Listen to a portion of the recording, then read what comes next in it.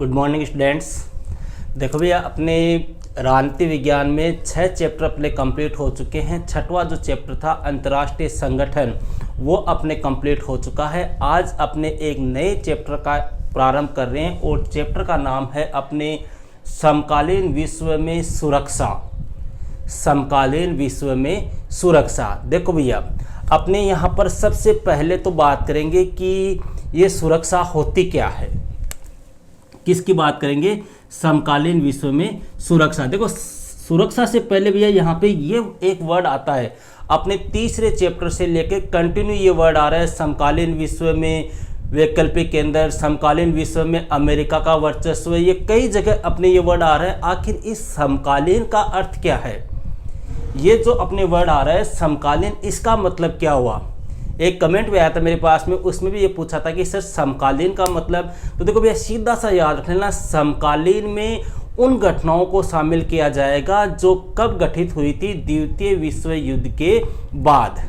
द्वितीय विश्व युद्ध के बाद की जो घटनाएं हैं उनको अपने किस में शामिल करेंगे? समकालीन विश्व में। अब अपने चैप्टर की बात करते हैं भैया। चैप्टर में अपना पहला जो टॉपिक आता है वो है सुरक्षा। सुरक्षा का अर्थ व धारणाएं। देखो भैया, सुरक्षा अर्थात सिक्योरिटी। सिक्योरिटी क्या होती है? सुरक्षा किसे कहते हैं? सुरक्षा का मीनिंग क्या है? तो देखो भैया, सुरक्षा का मतलब क्या हो गया? जैसे मान लो आप लोग हो या मैं हूं, मैं अपने कहे कि हमें सुरक्षा चाहिए। सुरक्षा का मतलब हमारे ऊपर कोई भी खतरा, कोई भी मुसीबत, कोई भी विपदा नहीं आनी चाहिए, वही क्या हो गई? सुरक्षा हो गई। तो यहाँ पे भैया सुरक्षा का जो प्रमुख अर्थ है वो क्या हो गया? खतरों से क्या होना? आज़ादी होना। खतरों से आज़ादी बोल दो या खतरों से मुक्ति बोल दो या खतरों से स्वतंत्र बोल दो, एक ही बात है। तो खतरों से क्या होना? आज़ादी होना, वही क्या है? सुरक्षा है। अब खतरे कैसे भैया? खतरे वो जो किन के लिए हो? मानव जीवन और देश को जो क्या करे? नुकसान पहुंचाए। उन खतरों से क्या होनी चाहिए? आज़ादी होनी चाहिए। सुरक्षा का मतलब ये नहीं है कि ओनली मनुष्य को ही हो। सुरक्षा का मतलब मानव के साथ साथ देश को भी क्या होनी चाहिए? आज़ादी होनी चाहिए। ऐसे खतरे नहीं होना चाहिए। इसका मतलब अपने खतरों का मतलब भैया ऐसे नहीं है कि जैसे मान लो अपने खेल रहे हैं, खेलते खेलते अपने गिर गए, अपने चोट लग गई तो वो खतरा नहीं है। या अपने जान लो सब्जी काट रहे हैं, चाकू से अपना हाथ कट गया तो वो भी अपने खतरा नहीं होगा।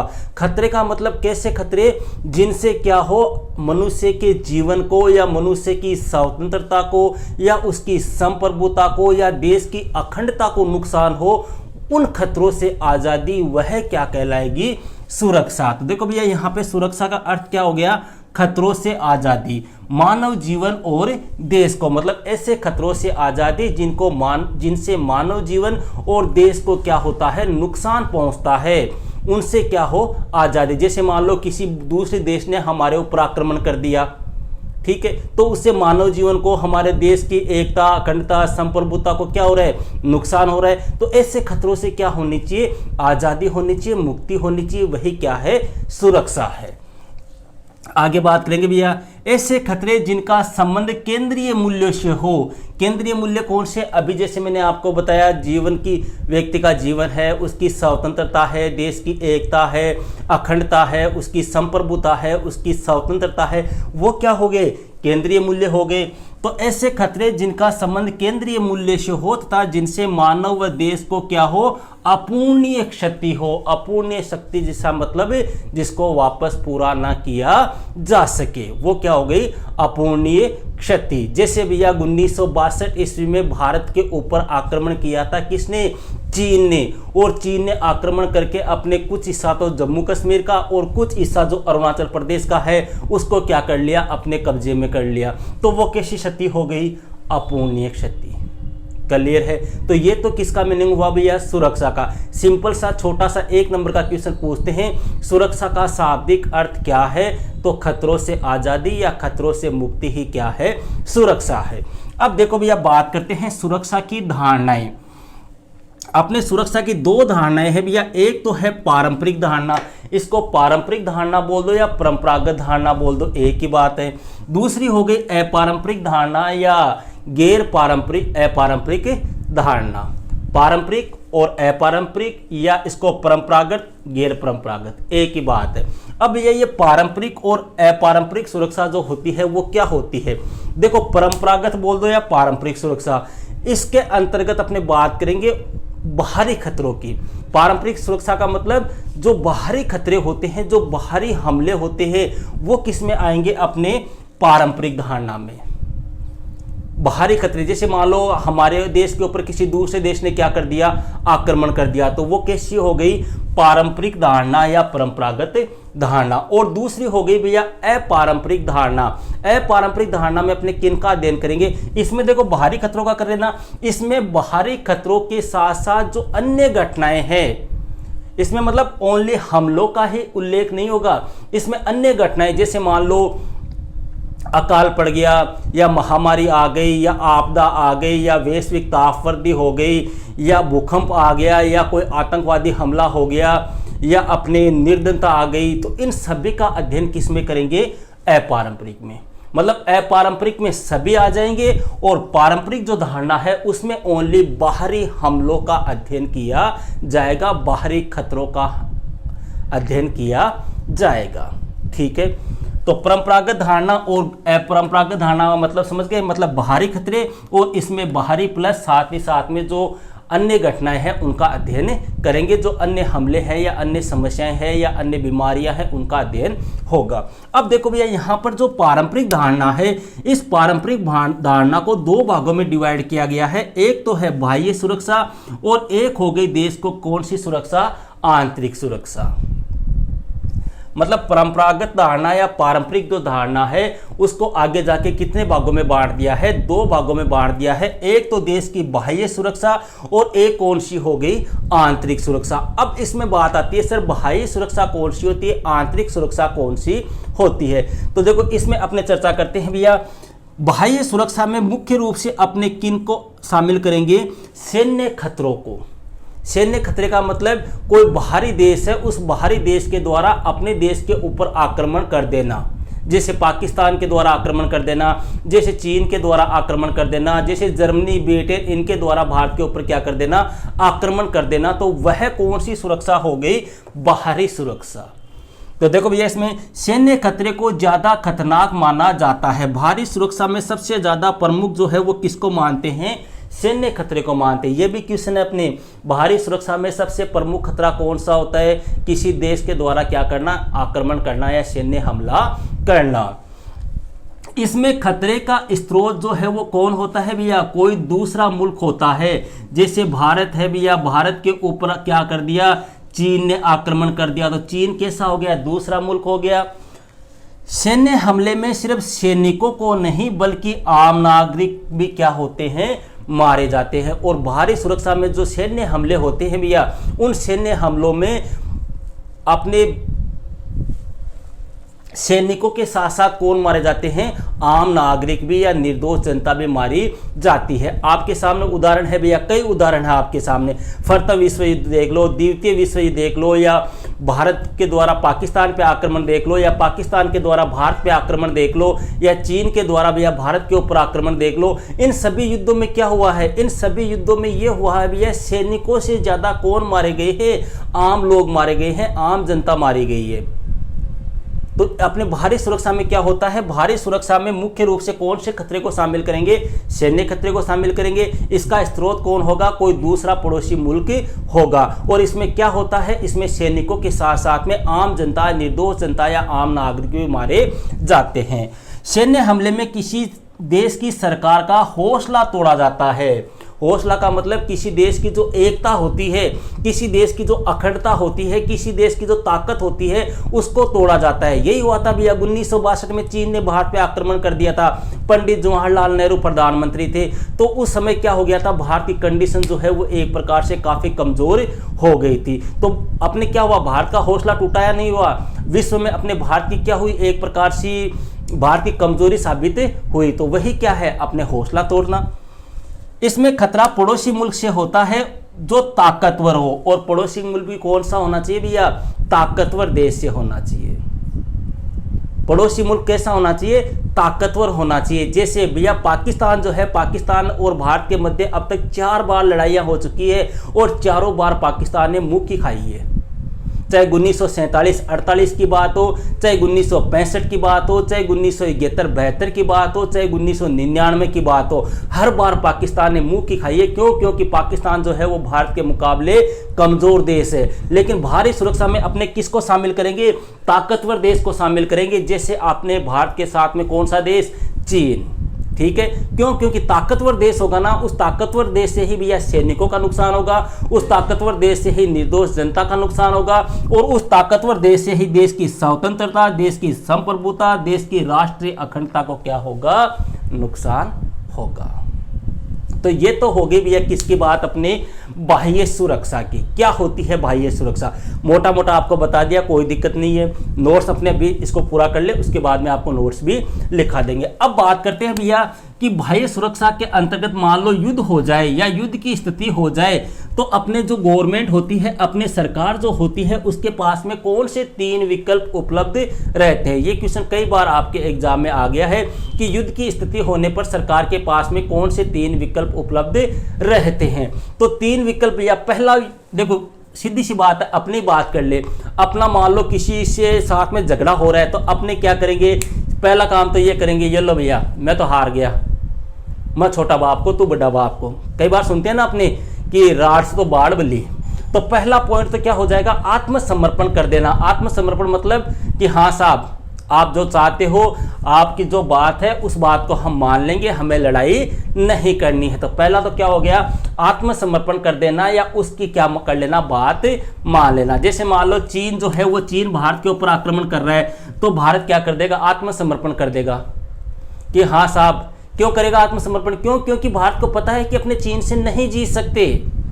1962 में चीन ने आक्रमण किया था, तो भैया भारत ने चीन के साथ में एक प्रकार से डायरेक्ट मुकाबला नहीं किया था। क्यों? क्योंकि चीन उस समय एक ताकतवर देश था, एशिया का अजगर माना जाता है चीन को, ठीक है। आज की बात कुछ और है, मैं 1962 की बात कर रहा हूं। तो भैया ऐसी कंडीशन में क्या होता है, आत्मसमर्पण कर देना। अपने सिकंदर ने भैया भारत के ऊपर आक्रमण किया था, कई देशों ने आत्मसमर्पण कर दिया था, कई राजाओं ने आत्मसमर्पण कर दिया था। अकबर जो था, अकबर के डर से अपने कई शासक जो थे उन्होंने अकबर की अधीनता स्वीकार कर ली थी। तो ये क्या है भैया, पहला युद्ध के समय ये होता है। युद्ध के समय क्या होता है, अगर सामने वाला ताकतवर है, मजबूत है, तो अपने को क्या कर देना चाहिए, आत्मसमर्पण कर देना चाहिए और उसकी बात को मान लेना चाहिए। या फिर दूसरा कारण है कि आप आत्मसमर्पण नहीं करो तो क्या करो, उसके ऊपर आक्रमण कर दो, उसके साथ में लड़ाई करो और लड़ाई करके उसको क्या कर दो, पराजित कर दो। दूसरा कारण ये है, दूसरा विकल्प ये है। तीसरा विकल्प आता है कि युद्ध से होने वाले विनाश को इस हद तक बढ़ा देने की संकेत देना कि दूसरा राष्ट्र डर से हमला ना कर सके। तीसरा विकल्प क्या होता है भैया, तीसरा विकल्प ये होता है कि आप इस प्रकार का माहौल पैदा कर दो, इस प्रकार का एक प्रकार से वातावरण तैयार कर दो कि अगले को भी ये लगे कि अगर लड़ाई हुई ना तो इस लड़ाई में क्या होगा, बहुत ज्यादा क्या होगा, नुकसान होगा। नुकसान कैसा भी हो सकता है, शारीरिक, आर्थिक, किसी प्रकार का मान लो। तो 3 कंडीशन हो गई, या तो आत्मसमर्पण कर दो, या फिर अगले को हरा दो, या फिर इस प्रकार का माहौल कायम कर दो कि अगले को यह लगे कि यार बहुत ज्यादा नुकसान होगा और उसके डर से वो क्या ना करे, हमला ना करे। तो क्वेश्चन आता है भैया युद्ध के समय किसी देश की सरकार के पास में कौन से 3 विकल्प होते हैं, तो ये 3 विकल्प होते हैं। यहां तक क्लियर है। अब बात आती है कि साहब ये बाहरी सुरक्षा जो है, इस बाहरी सुरक्षा से बचने के लिए हमें कौन से उपाय अपनाने चाहिए, हमें ऐसा क्या करना चाहिए जिससे हमें बाह्य सुरक्षा प्राप्त हो, बाहरी सुरक्षा हम कर सके, अपने देश की हम बाहरी हमलों से क्या कर सके, रक्षा कर सके। इसके लिए हमें क्या करना चाहिए, तो भैया पहला काम तो ये करो कि अपनी सैन्य शक्ति जो है, अपनी सेना जो है, उस सेना को क्या बना लो, मजबूत बना लो, इतना ताकतवर बना लो कि कोई पड़ोसी देश अपने ऊपर आंख उठाने की हिम्मत ना कर सके। जैसे वर्तमान समय की बात करें भैया, वर्तमान समय में आज अमेरिका है, इतना पावरफुल देश है कि कोई देश उसके ऊपर हमला करने की सोच भी नहीं सकता। दूसरा, युद्ध के लिए क्या रहना, हमेशा तैयार रहना चाहिए। किसी भी देश को अगर भारी सुरक्षा प्राप्त करनी है तो उसकी सेना को हमेशा क्या रहना चाहिए, युद्ध के लिए हमेशा रेडी रहना चाहिए, युद्ध के लिए हमेशा तैयार रहना चाहिए। सेना को इस प्रकार से रहना चाहिए कि कभी भी युद्ध हो जाए सेना एनी टाइम क्या रहेगी, रेडी रहेगी, एनी वक्त तैयार रहनी चाहिए। तीसरा है अपने शक्ति संतुलन स्थापित करना। शक्ति संतुलन का मतलब यह, शक्ति संतुलन का मतलब हो गया जैसे मान लो अपने दो देश है भैया, भारत और चीन। आज आपको पता है वर्तमान समय में भारत और चीन के मध्य भैया कम से कम 5-7 बार ये कंडीशन हो गई कि अब लड़ाई हो, अब लड़ाई हो, अब लड़ाई हो, इस प्रकार का माहौल चल रहा है। लेकिन भारत ने क्या कर लिया है, शक्ति संतुलन स्थापित कर लिया है। शक्ति संतुलन का मतलब हो गया भैया जो विपक्षी देश है या जो देश हमारे ऊपर आक्रमण कर रहा है ना, उस देश के बराबर क्या कर लेना, अपनी ताकत को बढ़ा लेना। मतलब विरोधी राष्ट्र के बराबर क्या कर लेना, अपनी शक्ति को कर लेना, अपने पावर को कर लेना। 1962 में भैया चीन ने भारत को हरा दिया था, लेकिन आज भारत को हराना नामुमकिन है। आज भारत जो है वो चीन को बराबर की टक्कर दे सकता है। क्यों? क्योंकि भारत के भैया 1962 में भारत के पास में कोई परमाणु आविष्कार नहीं था। उस समय 1947 में अपने आजाद हुए थे, विकासशील देश था, धीरे धीरे अपने एक प्रकार से बर्बाद कंगाल हो चुके थे। उस समय ब्रिटेन के हाथों से जब अपने आजाद हुए थे ना, तब भारत की कंडीशन काफी दयनीय थी। आज भारत भैया परमाणु परीक्षण कर सका है। आज भारत के पास में आधुनिक हथियार है, राफेल जैसे भारत के पास में आज विमान है। तो ये क्या है, शक्ति संतुलन तो है। भारत ने भी क्या कर लिया, अन्य देशों के मुकाबले आ गया, सेना के बल पर, ताकत के बल पर क्या आ गया, अन्य देशों के मुकाबले बराबर पे आ गया। तो अन्य देश ही भारत के ऊपर आक्रमण करने से पहले 10 बार सोचेंगे। भारत ने भैया 1976 ईस्वी में, 1998 ईस्वी में 2 बार क्या कर चुका है, परमाणु परीक्षण कर चुका है। 1962 में इसलिए हरा दिया क्योंकि उस समय भारत के पास में कोई शक्ति नहीं थी, भारत सैनिक रूप से कमजोर देश था। लेकिन आज भारत ने क्या कर लिया है, अन्य देशों के मुकाबले अपनी सेना को क्या कर लिया है, संतुलित कर लिया है, अन्य देशों के मुकाबले कर लिया है। अब अन्य देश जो है वो भारत के ऊपर आक्रमण करने से पहले 10 बार सोचते हैं। तो शक्ति संतुलन का मतलब क्या हो गया, अपनी सैन्य शक्ति को बढ़ाकर मजबूत कर लेना या ताकतवर कर लेना या विरोधी राष्ट्र के बराबर कर लेना। चौथा पॉइंट है भैया गठबंधन की नीति अपनाना। गठबंधन क्या होता है, देखो अपने पॉलिटिकल में गठबंधन का मतलब होता है भैया जब भी किसी पार्टी को स्पष्ट बहुमत नहीं मिलता तो पार्टियां क्या करती है, 2 या 2 से अधिक पार्टियां मिलकर क्या करती है, सरकार बनाती है। मतलब जैसे मान लो कि सरकार बनाने को लिए किसी देश को, कोई पार्टी है भैया, मान लो किसी पार्टी को सरकार बनाने के लिए 100 सीट चाहिए, उस पार्टी को 100 सीट मिली नहीं, उसको मान लो जैसे मान लो कांग्रेस है, बीजेपी है, इनको मान लो अगर अपनी गवर्नमेंट बनानी है तो इनको 100 सीटें चाहिए। अब मान लो कांग्रेस वालों को 50 सीट मिली, बीजेपी वालों को 70 सीट मिली। अब दोनों को स्पष्ट बहुमत नहीं मिला, दोनों की सरकार नहीं बनी, तो ये दोनों क्या करेंगे, जैसे बीजेपी वाले हैं वो अपने से छोटे जो दल है, 1-2 दल, उनकी सीटों को और मिला लेंगे और अपनी क्या बना लेंगे, गवर्नमेंट बना लेंगे, अपनी सरकार बना लेंगे। उसको क्या बोलते हैं, गठबंधन सरकार। तो उसी प्रकार से यहाँ पर भी क्या है, गठबंधन की नीति अपनाना। गठबंधन की नीति का मतलब कि आपको बाह्य सुरक्षा प्राप्त करनी है, तो बाह्य सुरक्षा के लिए क्या करना है कि अपने जो आसपास के जो अपने देश है, अपने पड़ोसी मित्र राष्ट्र हैं, उन मित्र राष्ट्रों के साथ में क्या कर लो, आप संधि कर लो, उनके साथ में एक प्रकार से समझौते कर लो। समझौते कैसे, जैसे मान लो भारत है भैया, भारत ने नेपाल के साथ समझौता कर लिया, भारत ने श्रीलंका के साथ समझौता कर लिया, भारत ने भूटान के साथ समझौता कर लिया कि अपने चारों के ऊपर अगर किसी के ऊपर भी आक्रमण होगा ना तो चारों अपने साथ में लड़ेंगे उसके, ठीक है। उसको क्या बोलते हैं, गठबंधन। अब जैसे मान लो चीन भारत के ऊपर आक्रमण कर रहा है, ये चारों देश एक साथ हो जाएंगे तो चीन की हिम्मत नहीं होगी। क्यों? क्योंकि इन चारों ने क्या कर लिया है, गठबंधन कर लिया है। तो भारी सुरक्षा से बचने का एक चौथा उपाय जो है वो क्या है, गठबंधन कर लेना। यह कौन सा टॉपिक हो गया भैया आपका, बाह्य सुरक्षा। अब एक आता है भैया आंतरिक सुरक्षा। आंतरिक सुरक्षा में आपको कोई विशेष कुछ ध्यान नहीं रखना है। देखो बाह्य सुरक्षा में तो खतरा किससे होता है, बाहरी मुल्क से या पड़ोसी मुल्क से। इससे क्या होता है भैया, देश के अंदर से खतरा होता है, देश के अंदर की कुछ समस्याएं होती है उनसे ज्यादा खतरा होता है। बाह्य सुरक्षा में तो किससे खतरा होगा, बाहरी मुल्कों से, और इसमें क्या होगा, देश की आंतरिक समस्याओं से खतरा होता है। एक बात हमेशा ध्यान रखना, बाह्य सुरक्षा से ज्यादा नुकसान जो है वो हमें किससे होता है, आंतरिक सुरक्षा से होता है। ज्यादा नुकसान जो है वो कौन पहुंचाती है, आंतरिक सुरक्षा पहुंचाती है, इसमें ज्यादा लोग मारे जाते हैं। आंतरिक सुरक्षा में कौन कौन सी घटनाएं आएगी अपने, जैसे मान लो अपने देश में दंगा हो गया, कोई हिंसा की घटना हो गई हिंदू और मुसलमानों के बीच में, हिंदू और सिखों के बीच में, हिंदू और ईसाइयों के बीच में, जैनियों और बौद्धों के बीच में, कई बार अपने अखबारों में पढ़ते हैं कि दंगे हो गए, हिंसा हो गई आपस में, या कोई सांप्रदायिक घटना हो गई, ठीक है, जैसे अपने आज़ादी के समय हुआ था भैया हिंदू और मुसलमानों के बीच में, ठीक है, अपने ये बाबरी कांड हुआ था, तो ये क्या थी, सांप्रदायिक दंगा, हिंसा की घटना है। इसके अलावा अलगाववाद है। अलगाववाद का मतलब अलग होना, दूर होना। जैसे भैया अपने जम्मू कश्मीर में आज अलगाव की समस्या चल रही है, वहाँ के कुछ हिस्से को भारत से क्या करना चाहते हैं, अलग करना चाहते हैं। इसके अलावा नक्सलवाद है, इसके अलावा अपने जातीय हिंसा है, ये सब किस में आ जाएंगे, अपने आंतरिक सुरक्षा में। तो भैया आज के लिए अपने इतना है। अब आप कॉपी निकालो और कॉपी निकाल के सबसे पहले हेडिंग लगाओ सुरक्षा का अर्थ। सुरक्षा का अर्थ,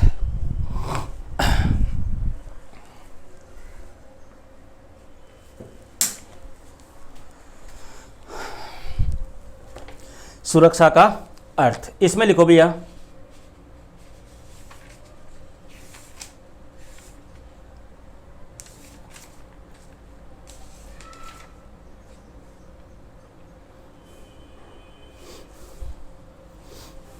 सुरक्षा का अर्थ, इसमें लिखो सुरक्षा का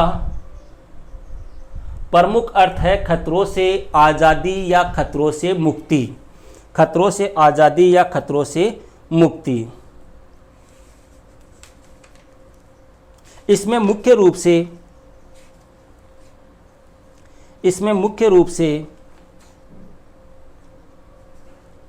उन खतरों को शामिल माना जाएगा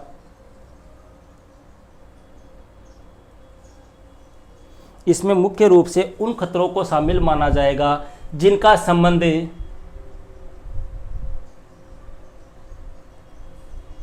मानव जीवन और देश के केंद्रीय मूल्य से हो। मानव जीवन तथा देश के केंद्रीय मूल्य से हो तथा जिनसे मानव देश को अपूरणीय क्षति हो। तथा जिनसे मानव या देश को अपूरणीय क्षति हो। बस, फिर हेड लगाओ भैया सुरक्षा की धारणाएं।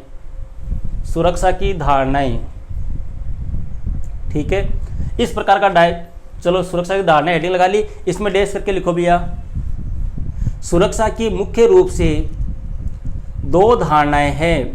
नंबर 1 पारंपरिक या परंपरागत धारणा। नंबर 2 अपारंपरिक या गैर परंपरागत धारणा। अपारंपरिक या गैर परंपरागत धारणा। अब नंबर 1 हेडिंग लगा के लिखो भैया पारंपरिक या परंपरागत धारणा में लिखो, हेडिंग लगा के लिखो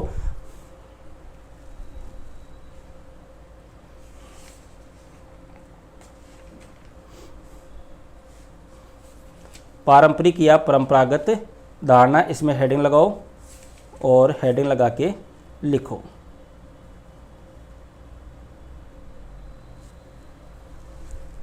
सुरक्षा की परंपरागत धारणा के अंतर्गत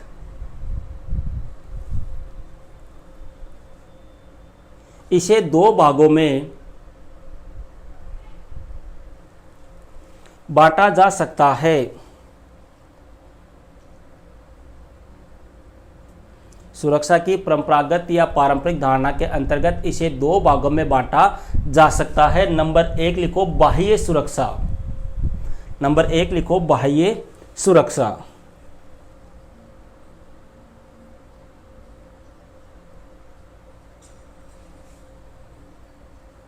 बाह्य सुरक्षा।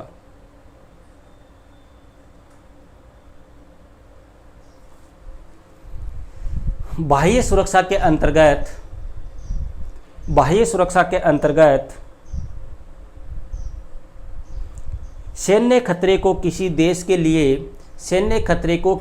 के लिए सबसे अधिक खतरनाक माना जाता है। इस खतरे का स्रोत कोई दूसरा देश होता है जो सैन्य हमले की धमकी देकर संप्रभुता, स्वतंत्रता तथा क्षेत्रीय अखंडता जैसे तथा क्षेत्रीय अखंडता जैसे किसी देश के केंद्रीय मूल्यों के लिए खतरा उत्पन्न करता है। पैराग्राफ चेंज करो। सैन्य कार्रवाई से सैनिकों के साथ साथ आम जनता को भी जनधन की हानि उठानी पड़ती है। इसके अंतर्गत प्राय निर्दोष जनता को युद्ध में निशाना बनाया जाता है तथा उनका व उनकी सरकार का हौसला तोड़ने की कोशिश की जाती है। यहाँ तक हो गया आपने। इसमें मुख्य रूप से खतरा पड़ोसी ताकतवर मुल्क से होता है। फिर ये हेडिंग लगाओ भैया, सरकार के पास युद्ध की स्थिति में 3 विकल्प और तीनों विकल्पों को ऐसा का ऐसा लिख लो, ठीक है। फिर हेडिंग लगाओ बाहरी सुरक्षा के उपाय। नंबर 1 लिखो भैया, अपनी सैन्य शक्ति को मजबूत करना। नंबर 2, अपनी सेना को युद्ध के लिए हमेशा तैयार रखना। नंबर 3, शक्ति संतुलन स्थापित करना। इसमें थोड़ा सा डेश लगा के लिख लो भैया, शक्ति संतुलन होता क्या है, ये थोड़ा सा मैं आपको लिखा दूं, शक्ति संतुलन क्या होता है।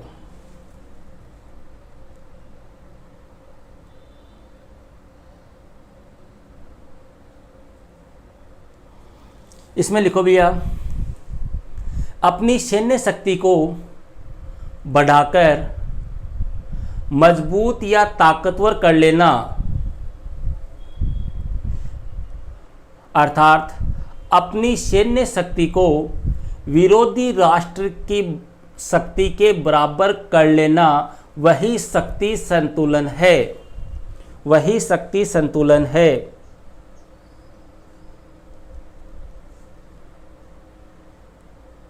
नंबर 4, गठबंधन की नीति अपनाना।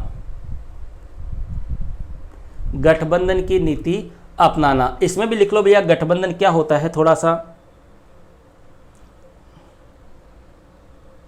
इसमें भी लिख लो। गठबंधन में कई देश शामिल होते हैं तथा सैन्य हमले को रोकने तथा उससे सुरक्षा करने के लिए एक साथ कदम उठाते हैं।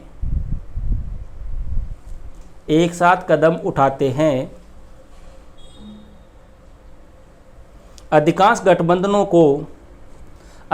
गठबंधनों को लिखित संधि के माध्यम से एक औपचारिक रूप मिलता है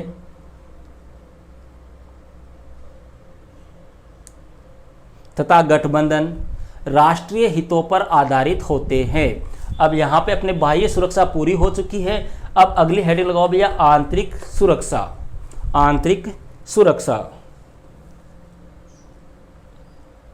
इसमें लिखो, सुरक्षा की पारंपरिक धारणा का दूसरा रूप आंतरिक सुरक्षा का है।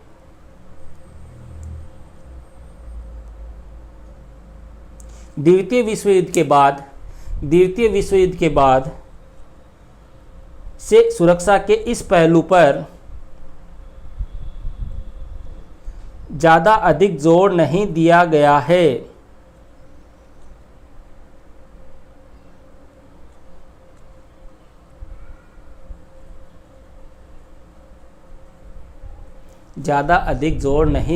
है। इसके अंतर्गत मुख्य रूप से उन खतरों या घटनाओं का उल्लेख होता है जो देश के अंदर ही उत्पन्न होते हैं। आंतरिक सुरक्षा से सबसे ज़्यादा हानि होती है तथा सबसे ज़्यादा लोग मारे जाते हैं। आंतरिक सुरक्षा के अंतर्गत हिंसा की घटना, सांप्रदायिक दंगे, अलगाववाद, नक्सलवाद व जातीय हिंसा जैसी घटनाएं आती है। ये लो भैया, यहाँ तक अपना कंप्लीट हो गया है। नेक्स्ट वीडियो में अपने बात करेंगे भैया अपारंपरिक धारणा की। Okay, that's